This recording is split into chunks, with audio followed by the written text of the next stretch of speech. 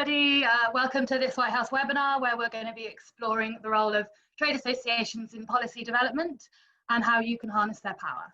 My name is Laura and I'll be chairing today's discussion, so thank you for tuning in. To quickly run through housekeeping, you're all on mute, but we would love to hear any questions, and you can submit them by the chat function that's just available at the bottom of the screen. In terms of the structure, we're going to have an introductory remarks from each of the speakers, who I'll introduce in a moment, and then we're going to ask 4 broad questions before moving on to your questions. So without further ado, I'll hand over firstly to David Hare, the Chief Executive of the Independent Healthcare Providers Network. Good morning, everybody, and thanks ever so much to the Whitehouse team for inviting me onto today's webinar. Yeah, I'm the Chief Exec of IHPN. We're the trade association for the UK private healthcare sector across all 4 nations of the UK, and our members deliver services to NHS, clinical service to NHS patients across private hospitals, diagnostics and dentistry, community services, primary care and so on, and equally for those organisations that deliver care to privately funded patients, whether that be private medical insurance, self-pay, or in many cases international patients as well. We've been established since 2007. We used to be known as the NHS Partners Network, small team of 8 of us based usually in central London, but at the moment obviously working remotely like everybody else is, and looking forward to a good discussion about the role of trade associations, which I think recent evidence has indicated have probably never been more necessary when the relationship between industry and government needs to be as close as it is at the moment. So looking forward to getting into the discussion.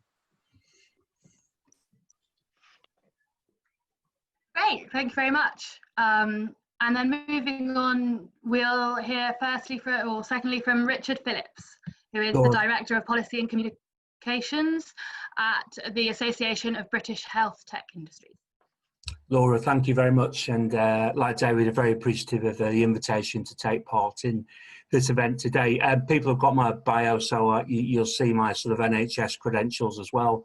For my day job, as it says on the screen, Director of Policy and Communications. For the Association of British Health Tech Industries, we're the largest industry association in the health tech space, covering medical devices, diagnostics and digital technologies. About 300 members who account for about 80% of the volume of the sector in terms of sales to the NHS. We do what most industry associations do. We've got kind of 5 key things. We try and help people understand and access the NHS.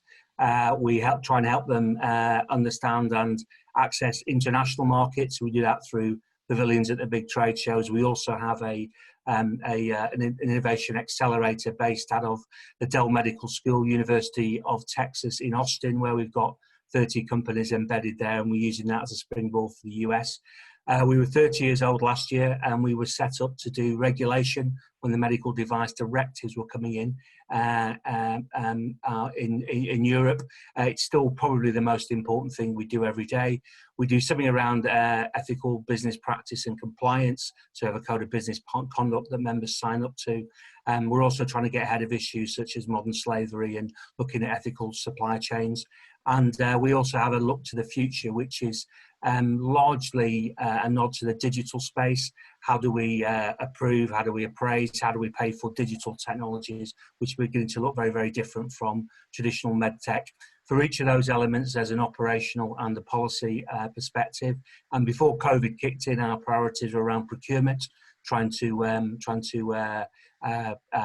better appreciate the value over simple acquisition costs. And Baroness Finley's on the line. She was with us at one of the last dinners we did on that.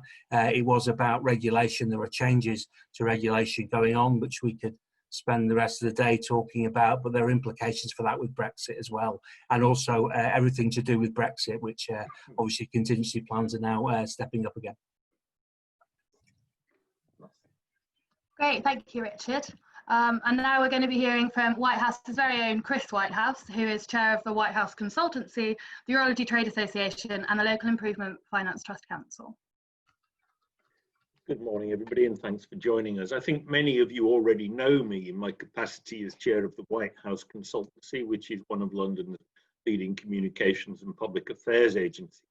Fewer of you will know that I actually chair the Urology Trade Association, whose members supply 95% of catheters to the NHS in the United Kingdom.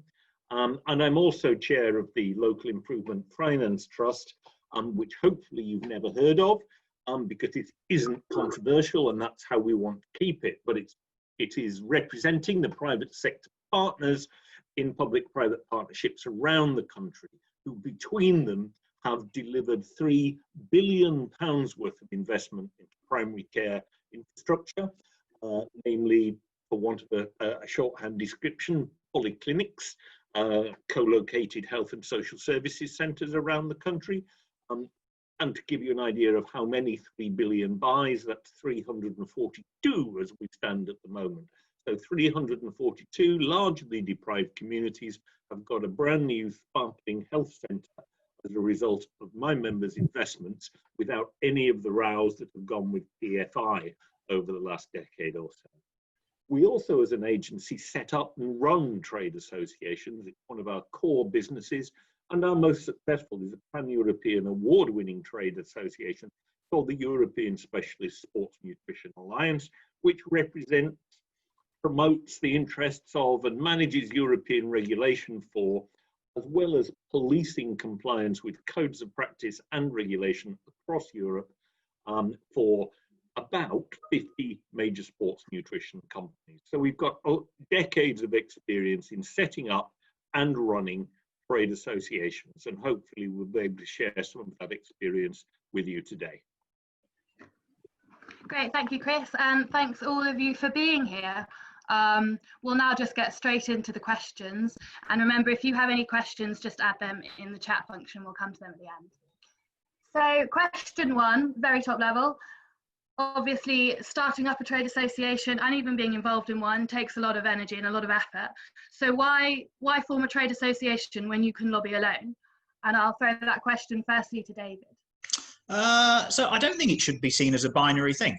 Generally speaking, our members, of which we have 90 across the UK, from small organisations to large global corporations, will do a degree of lobbying directly. That may be just in their local community where they have a single service with their local MP and their local council, local media.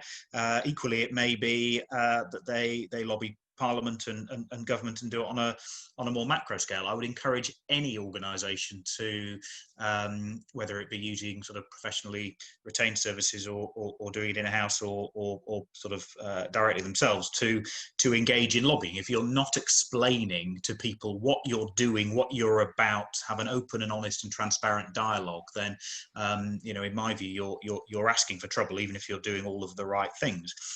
Equally, you will be part of a wider industry. You will be part of a wider sector. You will have shared interests with your competitors, and actually it requires an incredibly mature approach often to be competing with somebody in the morning and then sitting down with them in the afternoon and working out what your shared interests are. That's hard to do, but frankly, if you don't do it, then your individual organisation will be affected along with the wider sector. So I wouldn't see it as binary. Increasingly, government wants to see, trade associations act as a conduit to industries. In my own association, when we were founded in the mid-2000s, was actually set up at the request of the Department of Health, because it said it didn't want to talk to 12, 15 separate organisations around the setting up of independent sector treatment centres and the greater utilisation of private healthcare to get waiting times down, which happened very effectively. It happens in the 2000s. It said, you need to create a platform for us to engage with, and they did that, and it worked incredibly well. And really, since then, I would say that government simply expects industries to be able to work collaboratively, come together, and whilst not necessarily just making government's life easier, having a single voice into government. We'll get on, I'm sure, in the discussions about how you do it well, how you do it effectively, the pitfalls to avoid, and so on. But the principle forming a trade association and maintaining a trade association, in my view, is increasingly embedded in the body politic and the way in which economies work. And if you're from a sector where you don't have a trade association, you've got a problem. Second question should then be, have you got an effective and well-functioning trade association? And that, you know, I say we'll get more into that, I'm sure. But the principle of doing your own lobbying and being an active participant in a trade association increasingly is something that I think any organisation should simply be doing. Great, thank you, David. That's very insightful. And I'll turn now to Richard. Yeah, thanks, Laura. I'll try and add to what David said rather than replicate it, because there's nothing he said I disagree with. That last point, the sort of last point I think you made, David, about it should be apparent, shouldn't it, that very often government wants to speak to representative organisations rather than individual companies.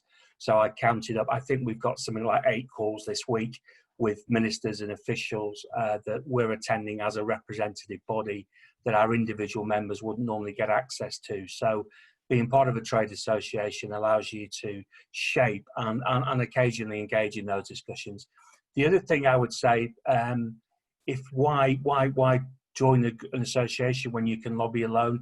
I think back to the first bit of single issue lobbying I did over 20 years ago now, and it was about a thing called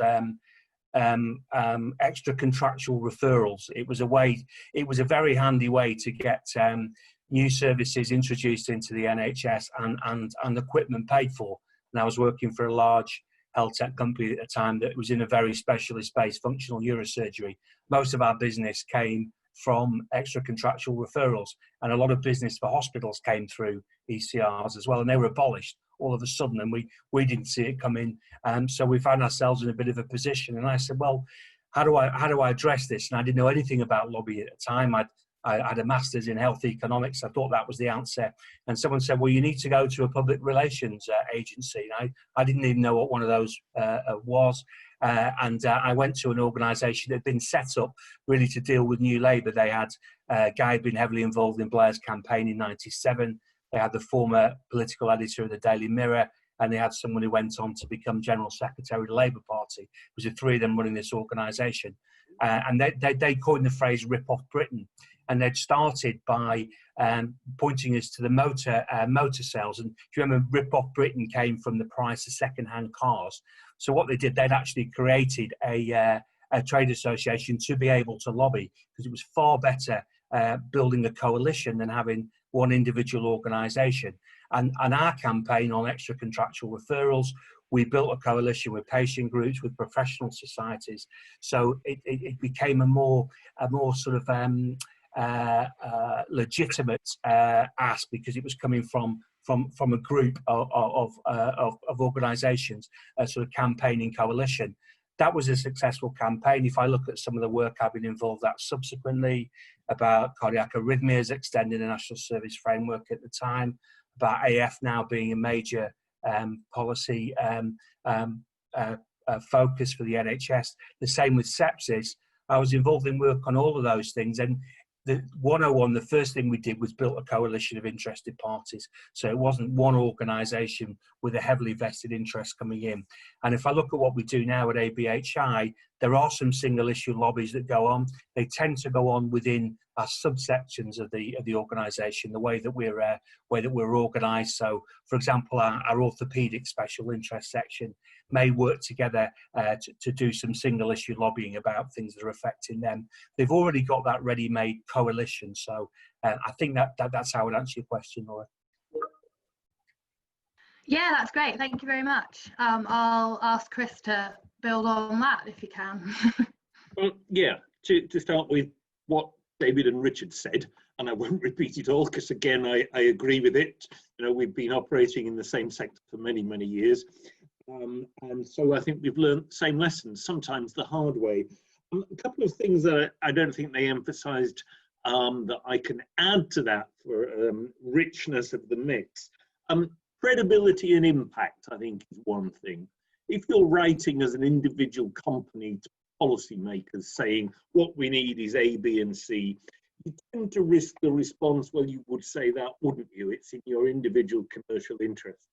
But if you can make the case that there's an entire sector here which has a turnover of X billion, which employs X 100,000, which delivers this value to the British economy, and in the health sector, this is how clinicians benefit and this is how patients benefit, then wow, you've added a lot of credibility to what would otherwise just be an ask for my bottom line. Impact is partly the same thing, but politicians instinctively understand that it is sometimes difficult to get competitors to come together. And therefore, if you've demonstrably achieved that, they're going to take you more seriously. These guys have left the competition outside the door and they've come in to talk to me genuinely because they believe, and this is an important point about lobbying, if you like, they believe that they've got a solution to my problem. And never has that been more important than during the COVID crisis. Government was confronted with problems it had not dreamt of in its worst nightmares. You know, I wouldn't have wanted to be a part of this government. I have to be honest, I couldn't have stood the stress. But industry kept coming forward with solutions, everything from a 4,000 bed hospital built in 9 days or whatever it was. That was a phenomenal. So there's credibility and impact.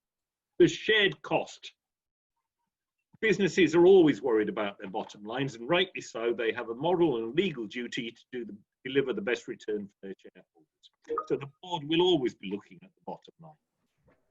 And if you can say, if you as an individual company wanted to hire a public affairs agency like Whitehouse, it would be X £1,000 a month.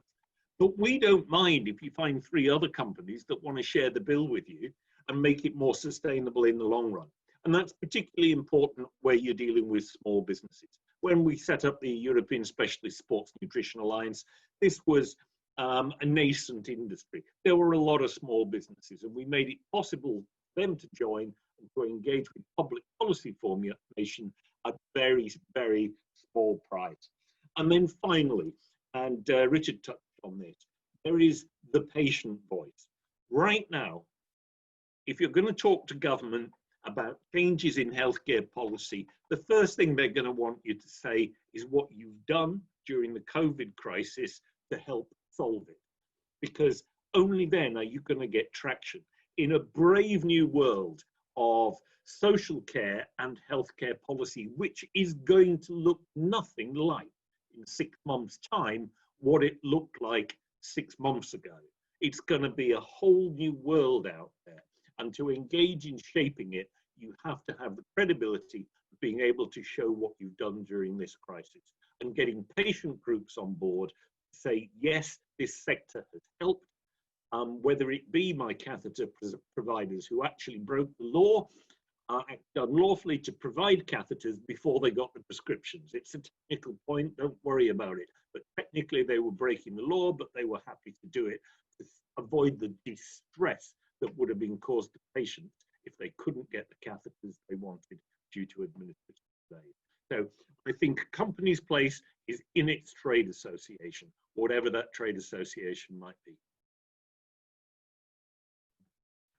Great, thank you. I think between you quite tidily covered off the perspectives of members of trade associations, industries as a whole, and policymakers, which is important when making these decisions. So thanks for that. Just to build on what David Hare mentioned about competitors having to come together and how difficult that is, it would be good to hear now about how you think members can be kept engaged and committed when they're working with people who they are usually competitors with. Richard, do you have any initial thoughts on that?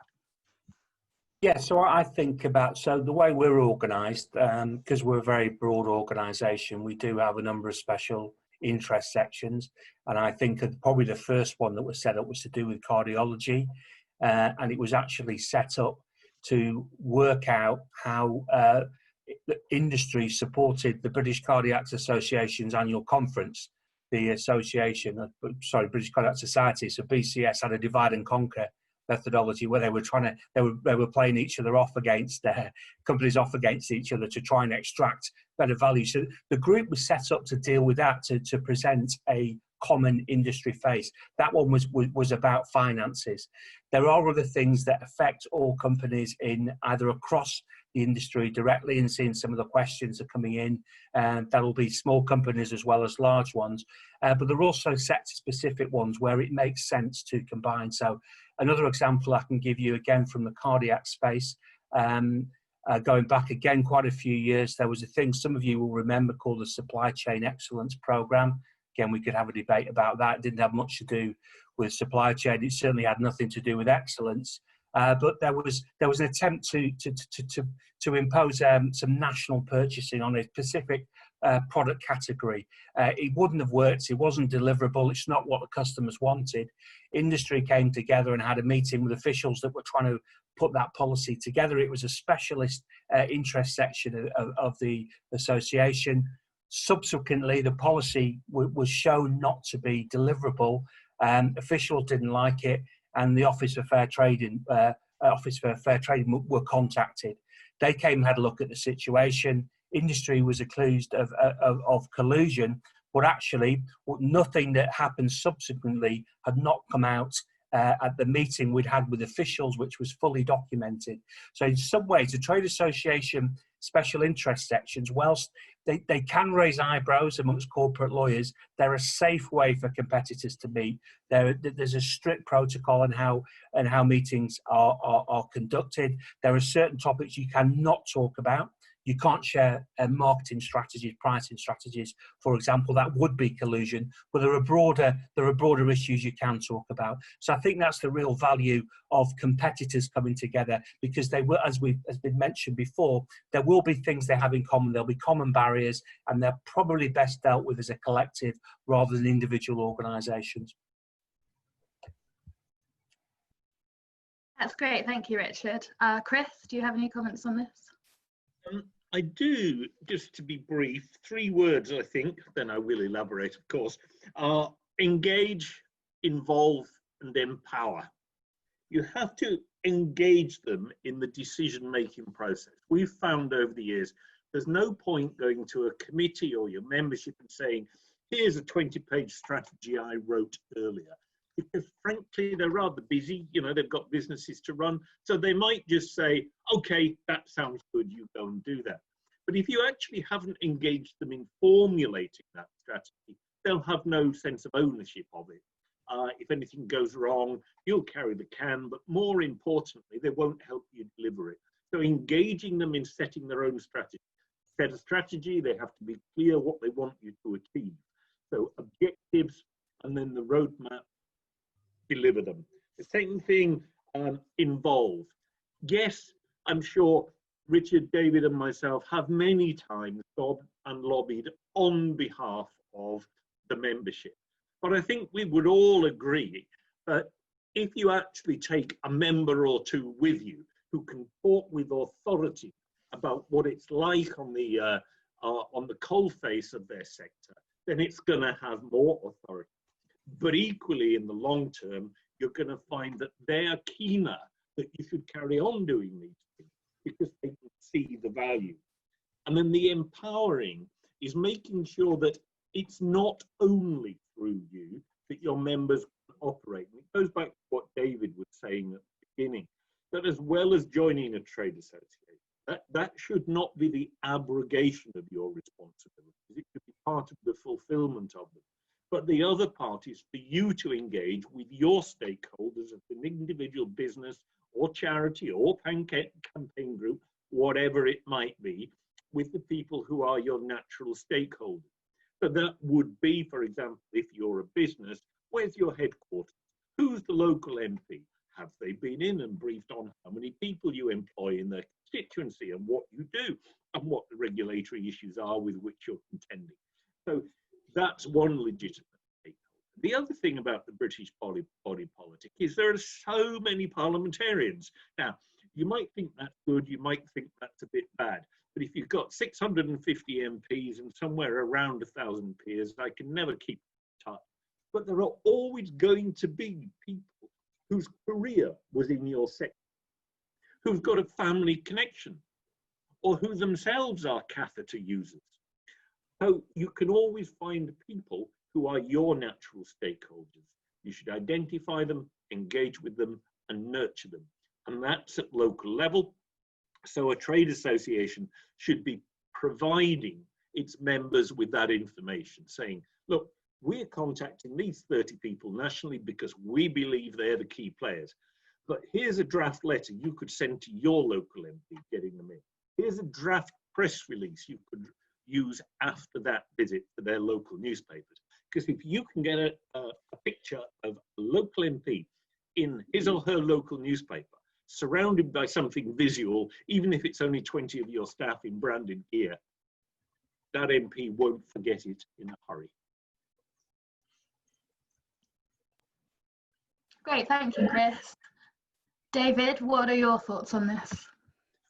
Went first last time, so I had all the opportunity to come up with the plans, and I agree with everything that Richard and Chris have said. I mean, I think that the key issue, I think, for trade associations in managing this challenge, and there's a question I see on the chat from Jordan about how do you make sure you balance the views of members when engaging on policy, is to be, there's two things, one of which is to be proactive and get ahead of the issues, because it's always much harder when you're constantly as a trade association being reactive and on the back foot because you haven't anticipated the issues that are coming down the track, because you're then trying to engage members in a very sort of short-termist way on what an industry body ought to do, and that does then make it much more likely that you encounter the competitive challenges. So first of all, making sure that you are anticipating what's gonna happen ahead of time and trying to develop a position on it. The other point of which I think is governance, and it's really, on some level it's quite a boring point, but actually ensuring that your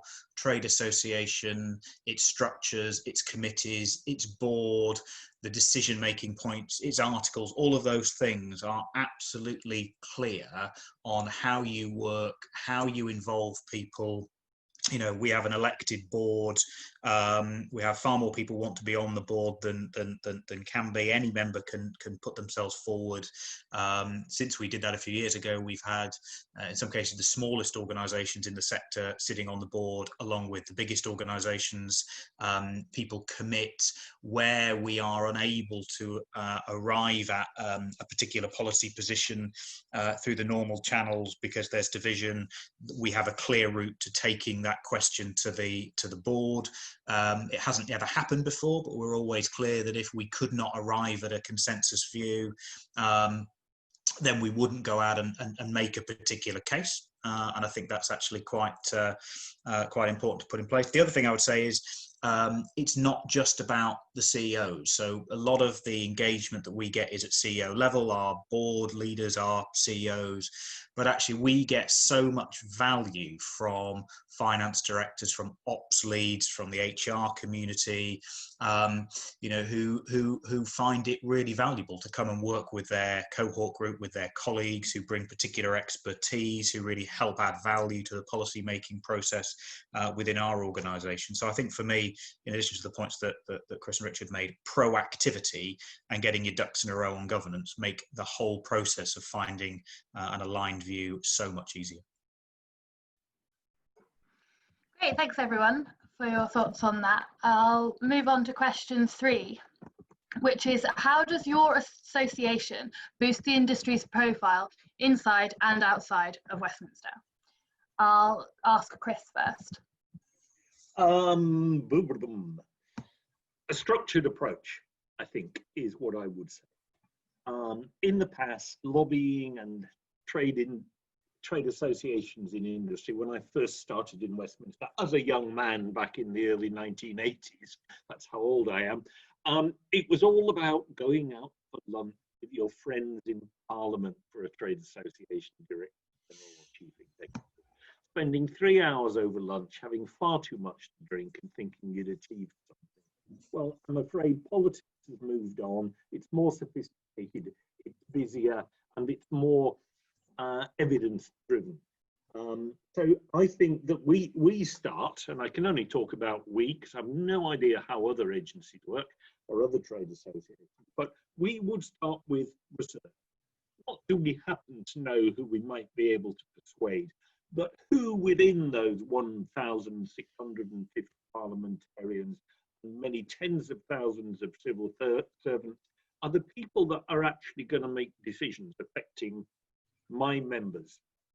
What decisions are they likely to make? Are those going to be in the interests of my members? Who's going to make the decision? When are they going to make it? What information are they going to take into account?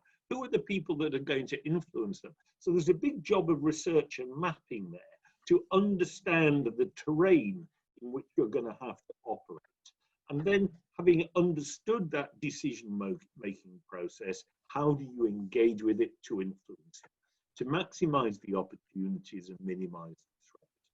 And ultimately, for government and policymakers, as I said a few minutes ago, that means presenting them with a solution to one of their problems. They're not genuinely interested in your problems. I mean, they might feign interest and give you a nice cup of tea on the terrace or something. But actually, unless you're able to deliver a problem for government or a government department, they're frankly not going to do much for you after that meeting. So I think the important thing, therefore, is to go into every meeting being clear why you're meeting that person, how you're going to talk to them, because they all speak a different language. You know, if you're talking to a Labour frontbencher, you want to be saying different things to talking to a Conservative frontbencher. Not things that are contradictory or deceitful, but you speak Labour to one, you speak Conservative to the other, and you be quite clear what success looks like from that meeting before you go into it. Are you going to want them to put down a parliamentary question, have a short debate, write to the minister, take a delegation, ghost an op-ed for their party's website? Whatever it is, you've got to be clear what success looks like before you go in. And then when you come out, you have to understand that you've just met a very busy person who's met a dozen people that day who have all asked him or her to do a series of things, and he or she has said yes to doing all of them, but actually doesn't have the capacity even to find the time to brief their staff to do it. So if they're going to write a letter, would it help you if we drafted a letter and emailed it to you? Oh, yes. You've said you'd kindly put down 3 written questions. Would it help if we drafted some that you might consider? Oh, yes. So I think be very clear what you want to achieve, how you're going to achieve it, and then make damn sure it actually happens. Great, thank you, Chris. And I'll pass back to David. It's an interesting question, this, I think, isn't it? Because the question contains sort of the phrase boosting profile. Now, I could probably boost my industry's profile overnight tomorrow by saying something utterly stupid, and you frequently do, and I may do it from time to time. But no, I try and avoid that. But I think what I'm driving at there is that the question is almost inherent in the question, is suggesting that the aim of a trade association is to boost profile with a slightly unspecified target audience. I think that the challenge for any trade association, I think, is to understand who its audience is, and therefore to work out what the communications tactics should look like. So if I take my industry, the kind of private healthcare industry, the most healthcare in this country is bought for people by another entity. Most of that's from the NHS, but some of it is by insurers. It's a relatively small, a narrow channel of healthcare that is bought directly by the consumer. And therefore, actually, what you're wanting to do as within private healthcare is you're absolutely wanting to reassure the consumer that the services that your members deliver are safe and of high quality. And we see that as a key responsibility of the trade association.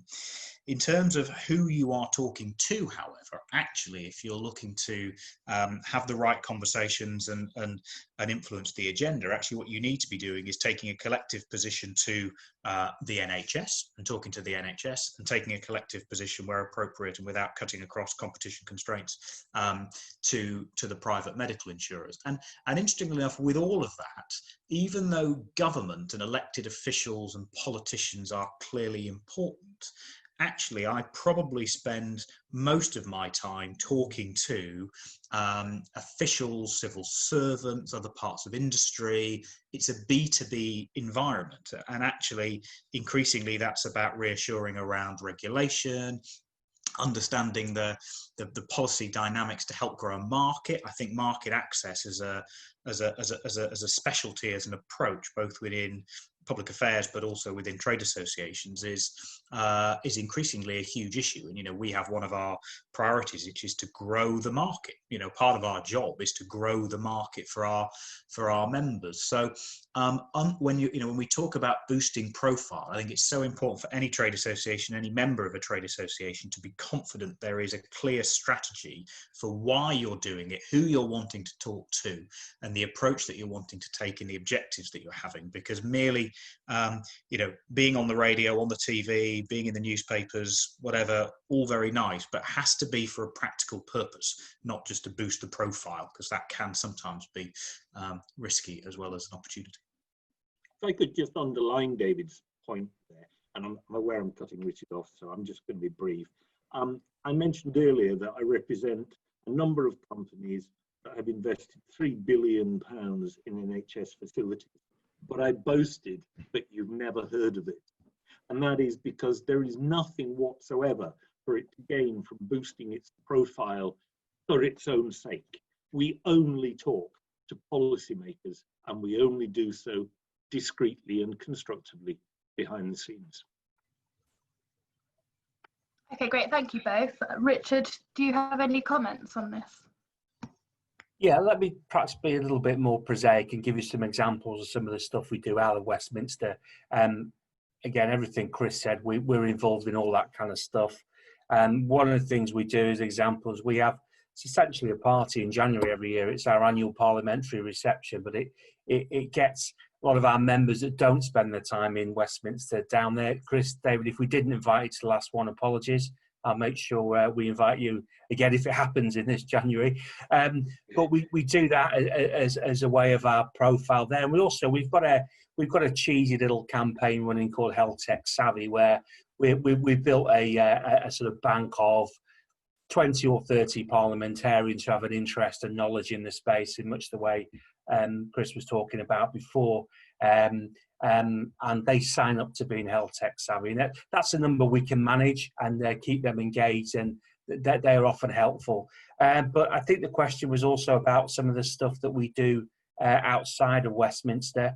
I would just say David's absolutely nailed it. All this is about market development at the end of the day. So some of the things we do, we take part in careers fairs. One thing we haven't done very well, and the jurisdiction does this better than anyone else, is Ireland.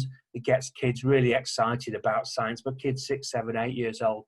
So where resources allow, we've done some careers fairs, talking to people about, what is the health tech industry? It's not just our companies, but it's researchers, it's technicians, and all that kind of stuff. So we try to do some of that. We've got MOUs in place with quite a few people, particularly some city regions. So we've got MOUs with 5 city regions where we're working with sort of a coalition of willing to try and raise the profile of the industry and create opportunities there.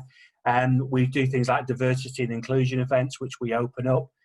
Typically, we'll have speakers from the service there coming in and talking about the work that's done there. So my own work, I lead on that for our board, believe it or not, at the Royal Orthopaedic in Birmingham.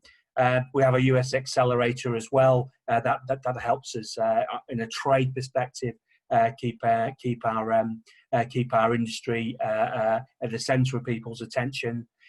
We do one thing NICE did very, very well at the start. They never turned down an invitation to speak. So in the early days of NICE, late 90s, when they were setting up, they accepted every invitation they possibly could. Mike Rawlins and Andrew Dillon did absolutely everything. So I think that's pretty well. Some of that collaboration with other people we talked about.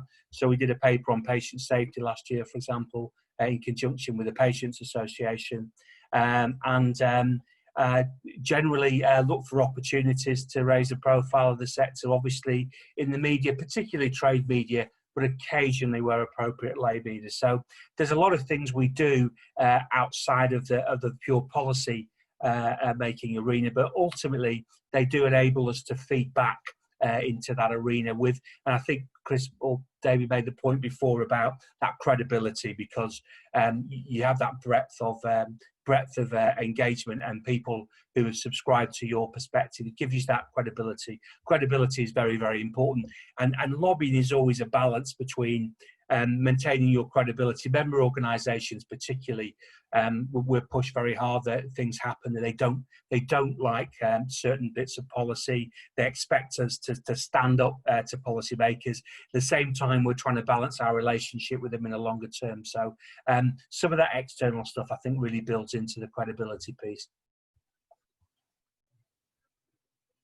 Great, thank you. I'm a bit conscious of time, so for this next question, if you could keep it reasonably succinct so that we can get to questions from the audience after the next question. But this question is, how can members make the most out of being in a trade association? And I'll pass over to David first. So you get out of a trade association what you put in, is always my view. So if you join a trade association and don't engage, don't actively involved, don't be desperately surprised if that trade association doesn't fully reflect your worldview. That can mean putting yourself forward for election where those things are appropriate, and I always encourage our members to do that. And it's great that so many choose to do so. But you can be involved in so many different ways. Most trade associations, high-performing trade associations, will involve their members in policy development, in committees. Richard's described some of the sort of special interest groups that have been established. Throw yourself into it, and you will get value. And also, equally, if you don't feel that the trade association is reflecting your views or is doing enough for you, then say something. Don't just leave, don't just exit. If you're part of an industry body, a successful industry is usually accompanied by a successful industry body. And if you believe your industry body is not delivering for you and your wider industry, shout, say something, get in touch with the management team, raise it with other members, explain that you don't think it's going well enough, agitate and get it sorted. Because at the end of the day, industry bodies may have staff on the payroll. I'm paid by the organisation, but it's the industries. And it's a reflection of the industry, and therefore care about it, nurture it. And if you're not happy about it, shout. Brilliant, thank you, David.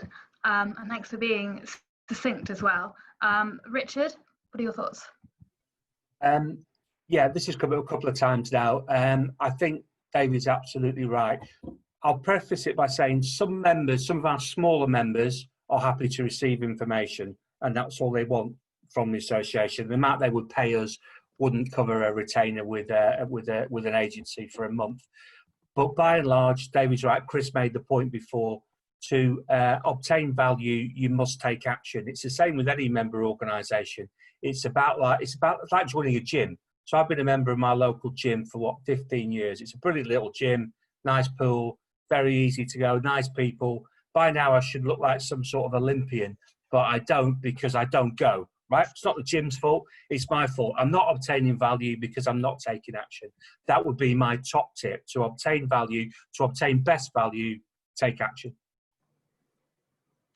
Brilliant, thank you. And Chris? Well, Richard and David have nicked all my buzzwords that I'd scribbled down. Engage, engage, engage. You're making an investment in your trade association. And I don't just mean the fee. As Richard said, actually, the membership fee tends to be fiddling compared to what you could get out of that organisation. You've made an investment. As with any other investment, as David was implying, you should nurture it, because the big investment is time and the corporate reputation that you've invested simply by becoming a member. So, and engage at various different levels, as David was saying earlier, at working group, at strategic planning, and then at delivery. What can you do to make your trade association a success, and how can your trade association empower you to do that? That's how you make the most of it. That's great, thank you all. Now we're moving on to our final question before taking questions from the audience. But again, if you could keep it reasonably succinct so that we can turn to them. The question is about something that has surprisingly not come up that much so far in the discussion, which is coronavirus. What challenges and opportunities do you think the pandemic presents for trade associations generally? I'll ask Richard first. Well, thanks, Laura. I was enjoying an hour or so without having to think about COVID, which has overwhelmed us all in the last period of time. Again, I'll answer this quickly. if you compare, the last thing that overtook us was Brexit. So when I write my memoirs, much of the last 5 years has not been spent thinking great thoughts about policy and doing lots of policy analysis. It's been very practical stuff. 1, Brexit, 2, COVID. Brexit, experts and industry went out of fashion a bit. People didn't want to hear from experts who were predicting doom and gloom and Project Fear and the rest of it. And industry was seen as being very much in favour of remaining, and government didn't like that. I think COVID has brought industry and experts back into focus and also raised our profile in a good way, because we've seen what happens, if you don't have decent PPE, if you don't have an industry that builds ventilators in your own country, if you don't manufacture vaccines, if you don't manufacture tests, and also the reliance on our scientific, we could dispute how heavily we have relied on our science, but the fact that you've got, heavy duty scientists on your TV screen every day has brought that back into perspective. And I think the way that all the industry associations we worked with have stepped up, worked collaborative, corralled members, acting as that go-between between industry and government, disseminated messages, collected information to help us plan. And it'll be crucial as we get into restoration and recovery in the service, normal activity in the service, that same level of dialogue goes on. Help demand planning, talk about lead times for products, and make sure we're not in the position we were with PPE, where we're scrambling in a world market and we haven't got enough. So I think COVID has shone the light back on the role of industry and the role of experts in a positive way that perhaps wasn't there 6 to 8 months ago. Great, thank you, Richard. That's really interesting. Chris, what would you like to say? The rules are being rewritten. We're going to build on what works, and David was talking earlier about actually his members are being commissioned by other people to provide services. Now, for all the political angst about private sector investment in public service provision, what COVID has demonstrated is that it is the only way you can deploy capacity on the scale necessary to deal with a crisis. We didn't set up a committee of local government commissioners to plan the Nightingale Hospital with 4,000 beds in London. A civil servant identified that it needed to be done and went out to private sector providers to make sure it was done overnight.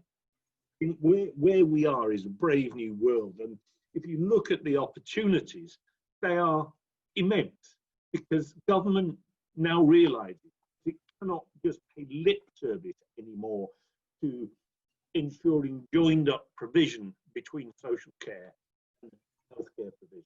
It can't just provide lip service because it cannot survive in the new world. It cannot afford it. Now, any major service reconfiguration is going to require upfront pump priming money. There's no doubt about that.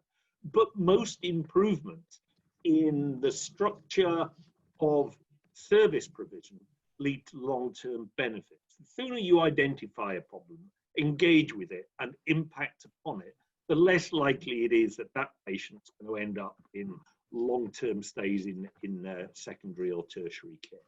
So we now, I think, have delivered a paradigm shift, or rather COVID has delivered a paradigm shift in the way in which the upper echelons of the civil service, the various government health agencies, look at the role that private sector can play. They've been sort of publicly backing away from it before we went into COVID, egged on by the Labour Party and in the run-up to the last general election. Look, the time for the private sector or the service is... Wrap up. Okay, David, what are your final thoughts on it? So I think, COVID has undoubtedly made the way we work more challenging, and I notice the question has come in on that. Fundamentally, though, anyone that doubts that trade associations are not critical hasn't been watching over the last few months. In our world, we had 6 days to put the entire private hospital capacity in this country to the disposal of the NHS to deal with COVID. There are 32 organisations under those arrangements. There is simply no way that government could have done that with each of those directly, and the consequential competition law change changes, key worker status changes, CQC regulatory changes that were needed. So it has brought challenges, but I think it should also bring into sharp relief the essential nature of trade associations and effective trade associations in each sector. Brilliant. Thank you. That was really, really interesting, and I'm sure participants will agree. I'll go over quickly now to the questions from the floor. And we'll start with Bob Russell, who asks a question to everyone, to all of the panelists. Can you outline the research and mapping process that you use to identify key stakeholders, decision makers within Westminster? You don't have to give away any trade secrets, of course. And I'll pass that to Richard first. Yeah, Bob, quick down and dirty. Do yourself a good old-fashioned Boston matrix, square thing.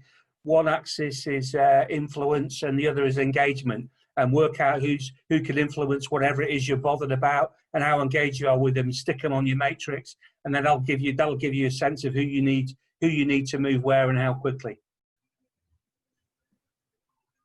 Great, David. No, I totally agree. And then once you've done that work, and it can be done very scientifically, spend over a lot of days, or you could very quickly do a quick, word search on Hansard and work out who's interested in your issue. Be brief in the introductions with them. Be very clear on the points that you want to make, and then you'll have some success. And Chris? Yeah, just briefly, I agree with Richard and David. We'd do it as a mapping exercise. Let's stick with health policy because we are all three on the same page there. We'd start out looking at who, by nature of the position that they hold, the views that they express, or their personal background, ought to be interested, even if they're not already.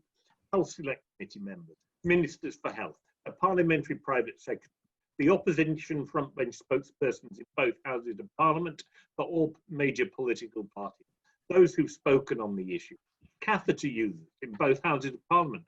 There are plenty there, I can tell you. So yeah, I would do it by research and then analysis of how important to prioritise. So same, I think we're all in agreement there. Great, thank you. And then Bob says thank you. And then to turn to Jordan's question, because it was referenced earlier, it would be good to hear a bit more about how you make sure you balance the views of your different members when engaging, especially when they can be so disparate in size. David, do you want to take that one first? I think it comes back to the point I was making earlier about getting your processes right. And we've been on a journey with this. When I started a few years ago, we had we had 20-something members, and actually you could know each of them individually and kind of get round all of them, and so we've now got around 90, and therefore what that meant was we had to have our systems and processes absolutely right, so that you were getting ahead of issues, you were getting committees and groups and forums together that everybody was able to take part in. And we don't have a system whereby if you're a larger corporate entity, you have more power within the organisation. You probably have more resource from within the organisation to put towards it, but a lot of our smaller organisations have got hugely dynamic leaders within those entities and throw themselves into it. So I think it's about creating the right structures, the right forums for engagement, and then you won't trip up over having kind of big player dominance or perceived big player dominance within an association or an organisation. Great, thank you. Chris, do you want to add to that? Yes, I would simply add that David touches on an important point. I've been effectively chair of 3 trade associations, all of them launched in about 2004, 2005. So each of them 15 years. That's 45 years of running trade associations.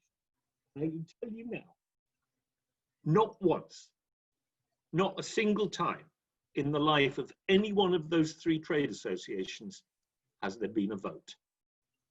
They have always worked together to identify what is common interest here. Because if it's only an interest of the tiny little members, or it's only an interest of the big global corporates, then it's not actually necessarily the right issue, the right interest for a consensus approach. So you have to get that right. And that is about, in part, personal relationships, but it is about structures and the sense of inclusivity, so that nobody feels more important than anybody else when it comes to discussing the issue in hand. Thank you. Richard, do you have any final points? Yeah, I think David's point was quite good about the balance between large and small members. I see it's come up with some other questions. Yeah, the big corporates have more resource to throw into things, but we're part of a sector that is 90% plus SMEs. So we try very hard. We've got mechanisms in place to try and engage them. Our board is done on a college system, so we have representation from small members there as well. And we regard ourselves as acting on everybody in our space, regardless of whether or not they're members. So part of that is through our regional work. We feel a great responsibility to the smaller companies, and most of those SMEs are very small S's, may or may never be ready to join us, but we do find we have a responsibility to do that. There is usually consensus, but not always, and sometimes it is not possible to take a position. And we've got a live example at the moment of a piece of legislation where some people are agitating for it to be delayed, others are not. Sometimes it is simply not possible to have a consensus opinion. Happens very, very rarely, but it does happen occasionally. And when it does, I think you need to be strong enough to say that. Great, thank you. Sorry we don't have time for any more questions. We'd obviously like to ask them all, but we'll be in touch with people who have unanswered questions after the meeting.